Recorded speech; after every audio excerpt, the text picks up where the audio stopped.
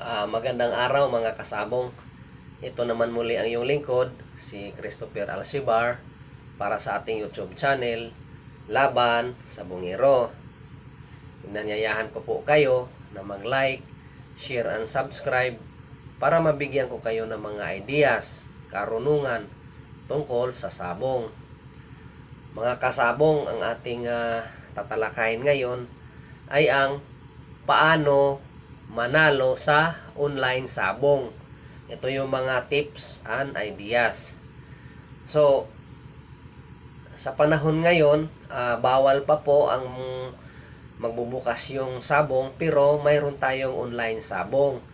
So, mas madali sa atin na magsabong dahil pwede tayong magsabong sa cellphone na lang.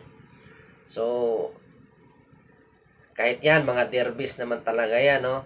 So, pagka kayo po mga kasabong magsugal po sa online, kailangan na ang pira na ipangsusugal po ninyo ay wala pong paggagamitan or hindi nakukumpormiso o hindi nilalaan sa mga bayaran. So sa mga utang, ayan, mga yung pira nyo, dapat hindi yung pangbayad sa mga kuryente. Kailangan yung pirang pangsugal mo po ay sobra at hindi walang ano na hindi mo dapat na gamitin niya sa pangbayad. Kasi po, pagka may pinaglalaanan po ang ipangsusugal ninyo, 100% mga kasabong, matatalo kayo. Maniwala kayo sa akin. So, pag nagsugal po kayo sa online, ano ba talaga ang pinaka-purpose? Bakit kayo nagsusugal? Of course, gusto nating manalo. Ayan. So, gusto nating manalo. Kailangan mayroon tayong basihan para at least manalo tayo. Ito yung mga basihan, no? Na ito talagang totoo ito. Ako, ang tagal ko nang nagsabong. Buong buhay ko nagsasabong ako. Totoo yan. Yung mga basihan natin sa sabungan, totoo yan. Ayan. So, pag nagsabong kayo sa online, kailangan may basihan, of course, sa pagpili ng ating pinupustahan. So, pag dalawa lang manok na yan kailangan titignan mo yung manok. Kung sino yung nakakalamang. Sa derby naman, timbangan, pero may lamang talaga yan. Malaki. Makikita mo yan. Makikita mo sa mga mata mo na ito matangkad, malaki. Makikita. So, doon ka pumusta sa lamang na manok. Ayan. Isa yan sa basihan natin. So, mga kasabong, tayo po ay may sariling mga instinct, no? May instinct po tayo. May gamitin natin ang ating instinct at saka obserbasyon. Huwag tayong magmamadali sa pagpusta. Kailangan mag-observe tayo. No? I-calculate natin lahat. Focus. Timing. Iyan ang gagawin natin mga kasabong. Madali tayong manalo dyan. Hindi na kailangan natin na magtrabaho. Palagi na lang tayo mag-online. Sigurado. Ayan. So,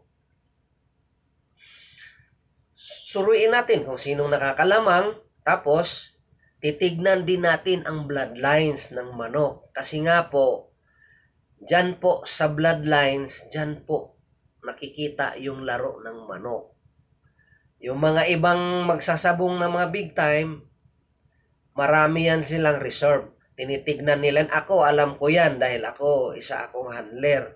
So, magsasabi yung bossing ko, tignan mo nga yung manok nila dahil kuwanan natin ng pangtapat yan. So, ang pantapat namin po, mga kasabong, yung pong papatay sa lahi ng manok niya. Kunyari, pag sweater ang manok niya, alam na namin kung ano yung pampatay ng sweater. Ganon po. Titignan niyo yung bloodlines. Ayan. So, isa ding pamamaraan, no? Of course, alamin natin kung kaninong manok yan. Kasi nga po, kalimitan sa mga big time breeders, yan po ang nananalo. Bakit? Unang rason, mayroon silang magagandang manok. Pangalawang rason, focus sila. Pangatlong rason, may pira sila. Yan na ang sport nila. Wala silang gagawin kundi maglustay ng pira sa sabong. Kasi hindi option sa kanila ang pera. Sumaya lang sila sa sabong. Ayan po. Basihan po yan na yan. Doon ka sa magsasabong na panay ang panalo at big time breeders. Yan. Ayan po. So, kailangan sa sabong po, very observant ka. Kasi nga po, ito derby. Mayroon dyan na titingnan mo ang kulay kung ano yung kulay na nananalo. Kunyari, example natin mga kasabong. Pag yung mga talisay na yan, pag nanalo yan, isa, dalawa, bilangin mo na hasta sa dulo. Pag may talisay, puro panalo yan. Maniwala ka. Pero pag natalo yan, isa, dalawa, bilangin mo rin hanggang sa dulot may talisay yan, puro yan talo. Ganyan po ang sabong. Alam niyo yan mga kasabong, nagsasabong kayo eh. So sa balahibo mismo, mayroon tayong sinasabing rigla. Sa trabisiya, mabalahibo nila, may rigla yan. Titignan po ninyo ng maigi. Kaya nga dito, masusukat ang calculation at saka observation sa manok. So, isa pang ating gawing itong tinatawag nila na kontrapilo.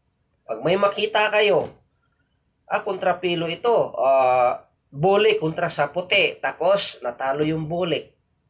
So, nakontrapilo siya. So, every time na may bulik at saka puti, doon ka sa puti. Dahil nananalo po ang puti. Ganyan po. Or vice versa. Pag nanalo naman ang bulik sa puti, so may clue ka na doon ka sa nananalo. Ayan po.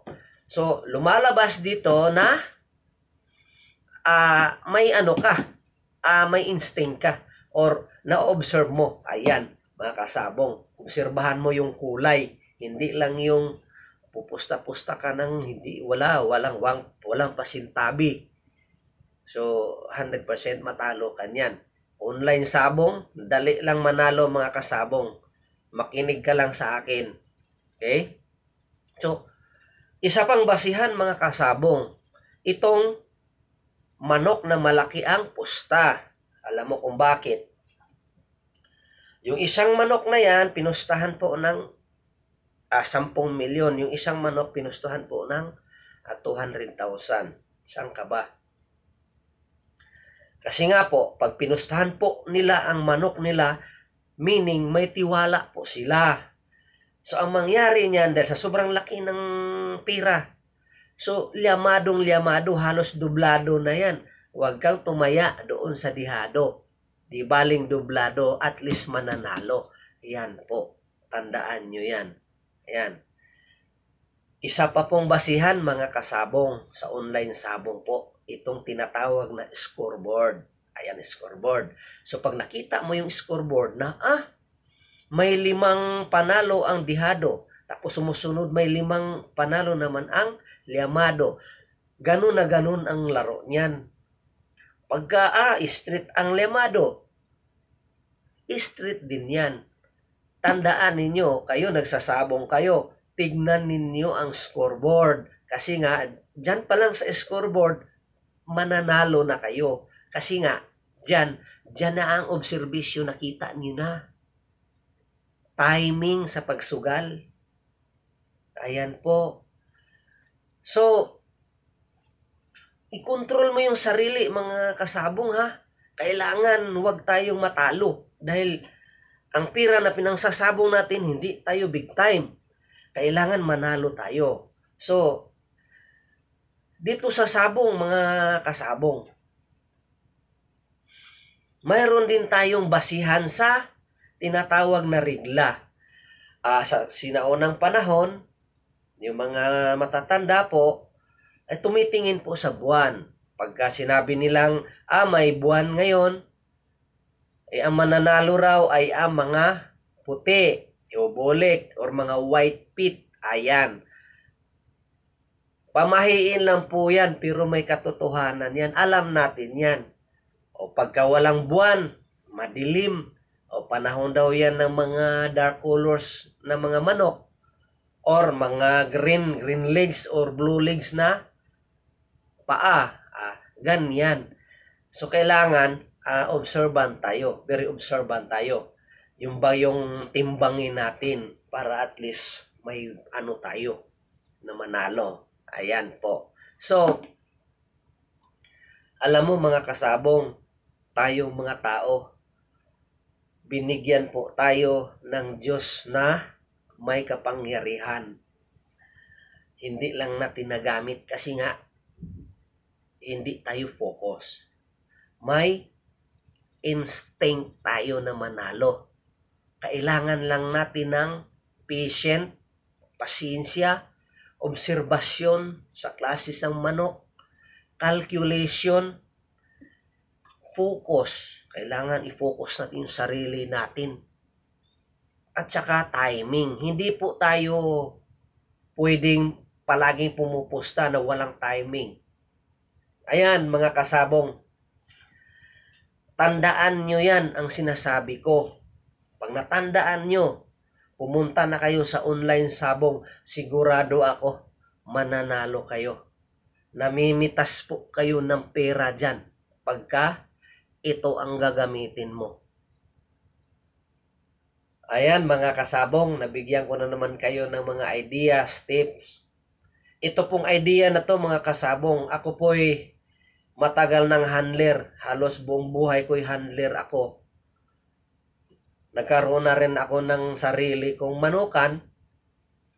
So ito na, isishare. Isishare ko lahat sa inyo, lahat ng nalalaman ko. Para at least matutumbasan natin yung mga taong nananalo at mga big time, kaya nating tapatan. Maraming salamat po sa mga nanonood. Sana ay mag-like, share, and subscribe kayo para mabigyan ko kayo ng mga tips, idea. Dahil dito sa YouTube channel natin, lamang amay idea at diskarte. Maraming salamat po.